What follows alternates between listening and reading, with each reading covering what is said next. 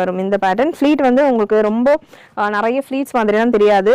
Just இங்கே உங்களுக்கு half portion, இதில் அனார்கலி பேனல்ஸ் மாதிரி ஒரே ஃபேப்ரிக்லேயே உங்களுக்கு இந்த பேனல் கொடுத்துருப்பாங்க. ஸோ இதுவுமே ஆல்மோஸ்ட் உங்களுக்கு ஒரு பேனல் கட்டுக்கான லுக் மாதிரி தான் இருக்கும். Beautiful colour option with dupatta and bottom.